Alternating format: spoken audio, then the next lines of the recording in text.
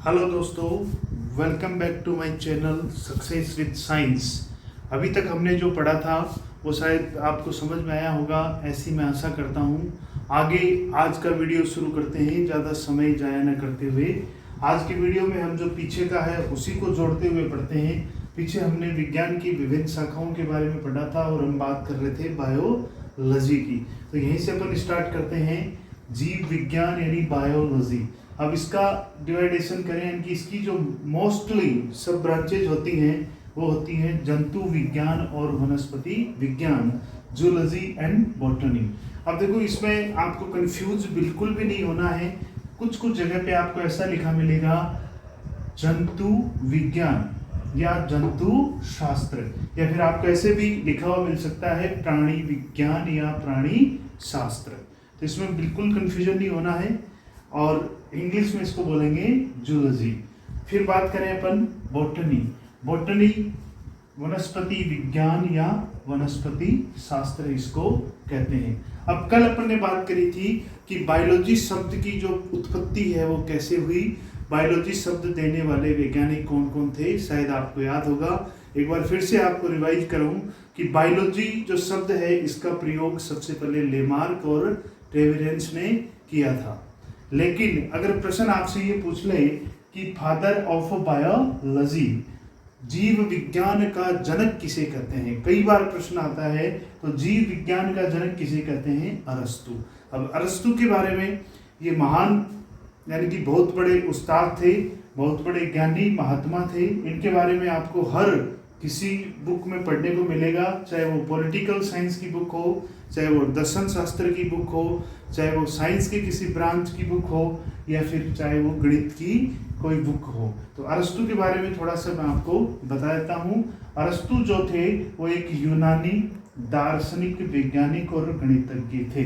अर्थात अपन कह सकते हैं कि अरस्तु एक महान यूनानी दार्शनिक, वैज्ञानिक और गणितज्ञ थे। और अरस्तु जो हैं इनका इंग्लिश में अलग नेम होता है और हिंदी में इनका अलग नाम होता है।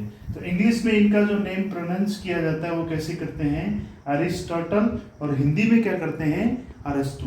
यानी कि दुनिया में हमारा देश, जैसे कि हमारा महान देश भारत, उसको हिंदी में भारत कहते हैं, और प्राचीन रूप से उसे आर्यावर्त कहते थे, और इंग्लिश में इंडिया कहते हैं। मोस्टली सभी देशों के नाम आपको सभी लैंग्वेज में सेम मिलेंगे, लेकिन केवल भारत देश है। उसी प्रकार से एक अनोखे वैज्ञानिक थे अरस्तु, जिनका इंग्लिश में नेम है अरिस्टोटल एंड हिंदी में नाम क्या है? अरस्तु। तो आपसे प्रश्न पूछ ले कि फादर ऑफ बायोलॉजी, तो क्या बोलेंगे? अरस्तु। बात समझ में आई? अब आगे चलते हैं। Father of Indian modern biology, यहाँ तक आपको कोई दिक्कत नहीं है, बहुत सारी बुक में मेंशन भी किया हुआ होता है। यानी कि जहाँ भी बायोलॉजी की बुक की स्टार्टिंग होती है, शायद आपको ये प्रश्न 100% मिल जाता है कि फादर ऑफ बायोलॉजी या फादर ऑफ बायोलॉजी यानी कि जीव विज्ञान का जनक किसे कहते हैं? अरस्तु को। लेकिन प्रश्न यदि आपसे ये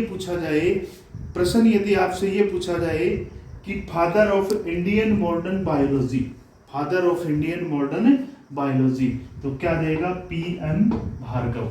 PM भार्गव के पूरे नाम की यदि अपन बात करें तो इनका पूरा नाम था डॉक्टर पुष्पमित्र भार्गव।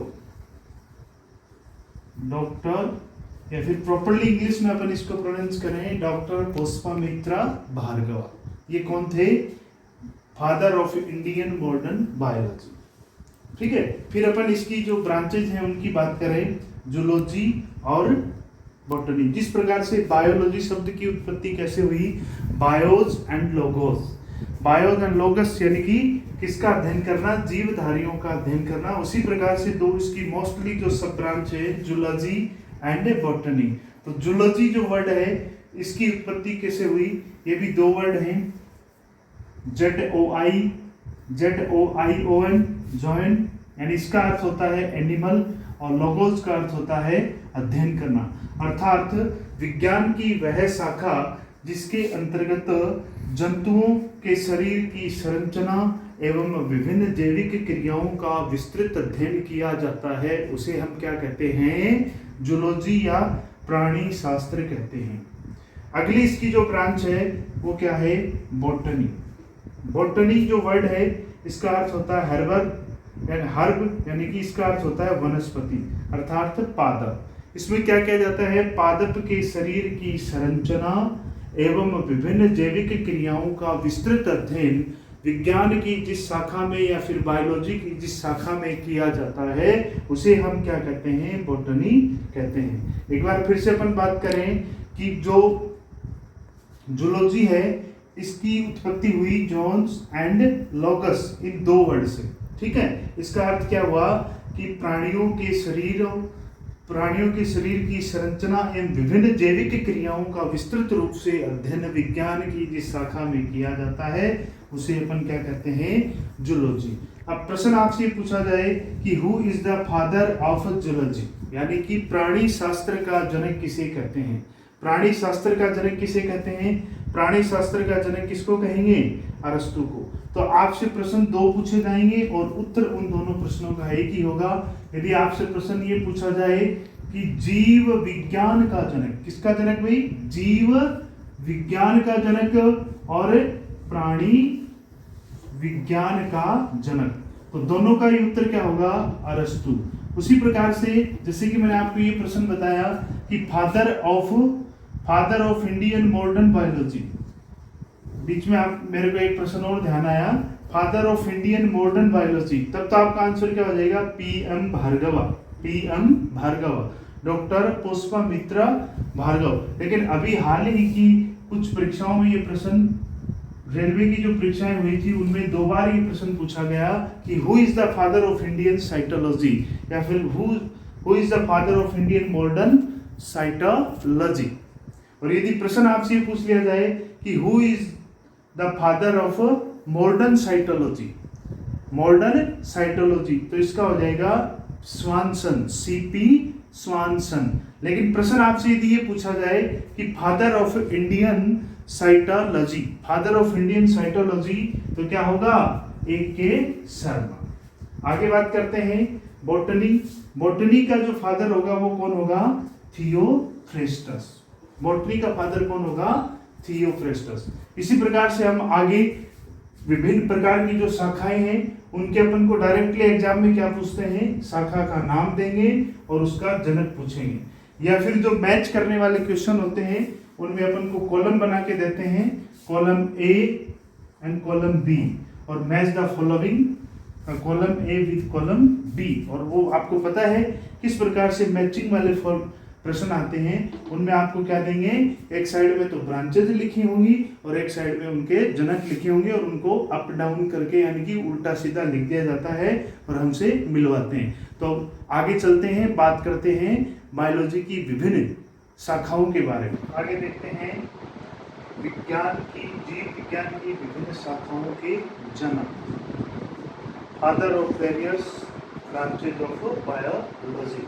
अगर इसमें ज़्यादा कुछ समझाने वाली बातें नहीं है, लेकिन फिर भी मैंने यहाँ पे मेंशन किया केवल महत्वपूर्ण विभिन्न परीक्षाओं में जिन जिन शाखाओं के बारे में पूछा है या पूछे जाने की संभावना है उनको मैंने यहाँ पे मेंशन किया है।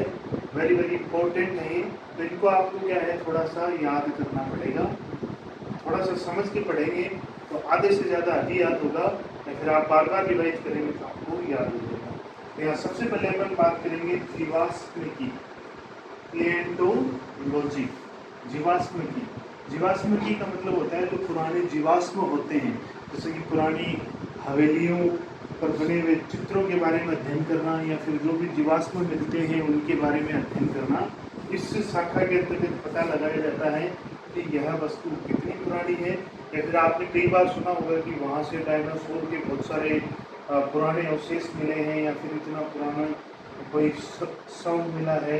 इस प्रकार से इस ब्रांच में इसका अध्ययन किया जाता है, और इसका जो जनक है, इसका जो फादर है वो कौन है, लियोनार्डो दा विंची। और ये फ्रांस के रहने वाले, कहाँ के रहने वाले थे, फ्रांस के। और इनका रोल हिस्ट्री में भी बहुत ज़्यादा है, क्योंकि हिस्ट्री में बहुत ज़्यादा रोल है इनका। तो आपको याद करना है जीवाश्म का जनक किसे कहते हैं, लियोनार्डो दा विंची। इसका जनक है जीवाश्म। फिर बात करेंगे अपन सूर जननी की यूजेनिक्स। सूर जननी की यूजेनिक्स, इसके जनक कौन है? F Galton. कौन है? F Galton. उसको वेरी आईएमपी करके याद कर लेना, कई बार पूछा गया प्रश्न है। सूर जननी की का जनक कौन है? F Galton. कौन है? F Galton. फिर बात करें आधुनिक वनस्पति विज्ञान, यानी कि वनस्पति विज्ञान का जनक तो अपन किसको कहेंगे? थियोफ्रेस्टस को। लेकिन प्रश्न आपसे पूछ ले कि who is the father of the modern botany, कौन होगा? Carolus Linnaeus. फिर बात करें कोशिका विज्ञान का जनक, कोशिका विज्ञान का जनक साइटोलॉजी, इसके कौन होंगे? Robert Hooke. और ये अपन आगे कोशिका के बारे में जब अध्ययन करेंगे तो और भी ज़्यादा डिटेल में पढ़ेंगे इनके बारे में। कोशिका विज्ञान का जनक किसे कहते हैं? Robert Hooke. कोशिका विज्ञान का जनक कौन? रॉबर्ट। अगर आपसे प्रश्न पूछ ले कि आधुनिक कोशिका विज्ञान का जनक, आधुनिक कोशिका विज्ञान का जनक कौन हो जाएगा? सीपी स्वानसन। और इससे पीछे मैंने आपको बताया था भारतीय कोशिका विज्ञान का जनक कौन होगा? ए.के. शर्मा। इसके बारे में अपन पहले बात कर चुके हैं, इसलिए मैंने इसको यहाँ पे दोबारा मेंशन नहीं किया है। आगे बात करें प्रतिरक्षा विज्ञान का जनक, who is the father of immunology. प्रतिरक्षा विज्ञान क्या होता है कि हमारे शरीर की जो रोगों के प्रति लड़ने की जो क्षमता होती है उसे अपन क्या कहते हैं? प्रतिरक्षा। और प्रतिरक्षा विज्ञान का जनक किसे कहा जाता है? प्रतिरक्षा विज्ञान का जनक किसे बोलेंगे? Edward Jenner. आगे बात करें आनुवंशिकी, जेनेटिक्स का जो जनक है John Gregor Mendel. Gregor Johann Mendel. कौन है? ग्रेगर जोहन मेंडल, आनुवंशिकी के जनक। आगे बात करें आधुनिक आनुवंशिकी के जनक। यहाँ आधुनिक, इसको आपको पूरा पढ़ना है, कई बार परीक्षा में प्रश्न पूछ लेते हैं। उन्होंने लिखा रहता है आधुनिक आनुवंशिकी के जनक, और पहला ऑप्शन देंगे, क्या देंगे? मेंडल। और बच्चे 99% जनता तो वही क्या हो जाती है? ढेर हो जाती है और मेंडल करके आते हैं और बहुत खुश होते हैं कि ये प्रश्न तो मेरा पक्का सही है। लेकिन जिस दिन आंसर की जारी होती है उस दिन बहुत ही दुखी होते हैं, सोचते हैं कि काश मैंने चारों ऑप्शन पढ़े होते, आराम से टिक किया होता तो ये प्रश्न मेरा गलत नहीं होता। ये बात मैं ऑफलाइन में बताता हूँ, बार बार कहता हूँ बच्चों को कि चारों ऑप्शन पढ़ के और प्रश्न में हाँ नहीं या फिर पूरे प्रश्न को ध्यान से पढ़ के ही अपन को क्या करना है? जवाब देना है। तो आधुनिक लगा हुआ हो इसको ध्यान में रखना है। आधुनिक आनुवंशिकी का जनक किसे बोलेंगे? टी.एच. मॉर्गन। अगर आपसे खाली पूछे आनुवंशिकी का जनक तो क्या हो जाएगा? Gregor Johann Mendel. आगे बात करें पादप शारीरिकी, पादप शारीरिकी, प्लांट एनाटॉमी। प्लांट एनाटॉमी का जनक कौन होगा? एंड्रयू। कौन होगा? एंड्रयू। फिर बात करें चिकित्सा शास्त्र का जनक, मेडिसिन, इसका कौन होगा? हिप्पोक्रेटस। चिकित्सा शास्त्र का जनक कौन होगा? हिप्पोक्रेटस। फिर आगे बात करते हैं अपन सूक्ष्म जीव विज्ञान, microbiology. Who is the father of the microbiology? कौन होंगे? Lewis pasture. लुईस पास्चर, ध्यान रखना इसको, वेरी वेरी इंपॉर्टेंट है। सूक्ष्म जीव विज्ञान का जनक किसे बोलेंगे? Lewis pasture. फिर अपन बात करें हिस्टोलॉजी, औद्योगिकी। औद्योगिकी में अध्ययन किसका होता है? ऊतकों का। साइटोलॉजी में तो किसका अध्ययन होगा? कोशिकाओं का। और हिस्टोलॉजी में किसका अध्ययन होता है? हिस्टोलॉजी में होता है ऊतकों का अध्ययन। और इसका जनक किसको बोलेंगे? मार्सेलो मेलपीकी। मार्सेलो मेलपीकी। आगे बात करें कवक विज्ञान, माइकोलॉजी, और इसके जनक कौन है? माइकेली। ये तो आसानी से याद हो जाएगा आपको, इसमें कोई रखने की बात नहीं है। कवक विज्ञान को अंग्रेजी में बोलते हैं माइकोलॉजी, और इसके जो जनक है वो भी क्या है? माइकेली। Mycology माइकेली, mycology माइकेली। आगे बात करें भारतीय कवक विज्ञान। भारतीय कवक विज्ञान का जनक कौन होगा? ई.जे. बुटलर। भारतीय कवक विज्ञान का जनक कौन होगा? ई.जे. बुटलर। अब देखो इसको याद करने का मैं आपको देसी सा ट्रिक बताता हूँ। भारतीय कवक विज्ञान, ठीक है, जैसे कि हमारे यहाँ छोटे छोटे खेत में जो पौधे उगते हैं उनको अपन क्या कहते हैं? उनको अपन क्या कहते हैं? भुट्टो, ठीक है ना।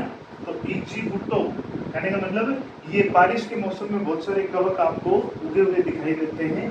उसी प्रकार से जो बूटो, कहने का मतलब भारतीय कवक का नाम आते ही आपको वो उगे हुए बूटे याद आने चाहिए, और बूटे के नाम से आपको क्या याद आ जाएगा, भारतीय कवक विज्ञान का जनक E.J. बुटलर।